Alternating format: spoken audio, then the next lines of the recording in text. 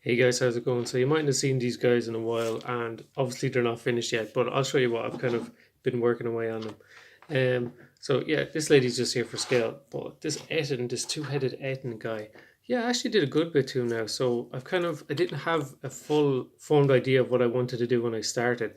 So okay, I'll just run you through it. We'll say so. Originally, I had this huge mace weapon here that was way too big.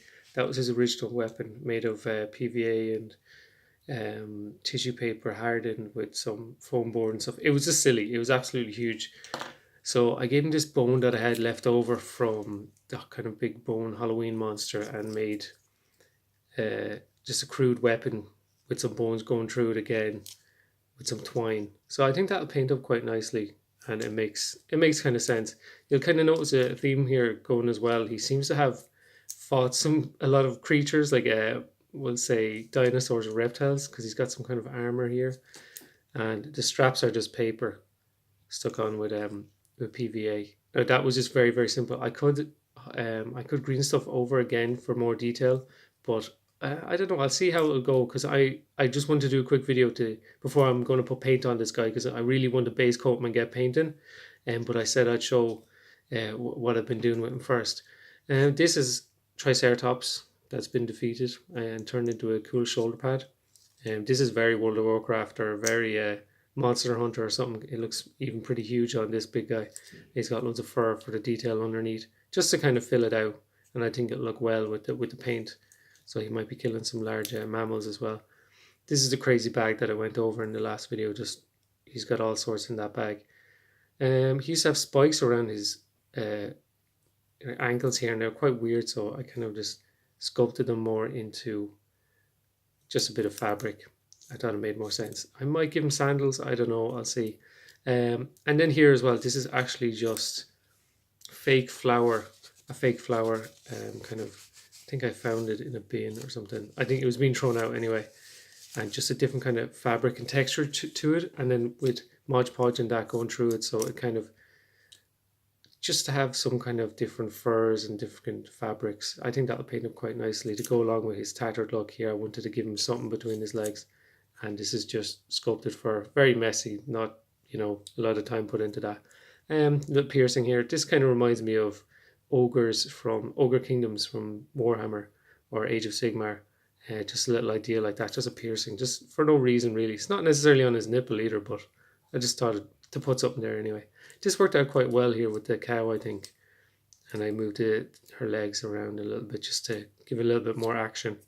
And she's got cool mopped hair on the top there, so that could be the farmer's prize cow that you have to get back. But yeah, this guy's, he looks like he's defeated a lot of monsters, as in reptiles and dinosaurs. So I was originally going to put like a triceratops here or something like that, but I said the cow would be more useful. And he's got his kind of his neck is all sculpted in. It's all veiny and stuff. I don't know how that really work out because the rest of his body is quite, obviously it's a toy, so there's not a lot of sculpture. There's not a lot of detail to it, like. But I think once I get paint on it, it'll be fun. And once it's all matte black, it'll be kind of it'll be fun to start there from the painting side of it anyway. And this guy, let me see, what did I do? One of the first things I did was actually just lop his leg off because I thought that would make him more piratey to actually just give him a peg leg because that's peg leg. What else you got? You got bandana. You've got a little beard here.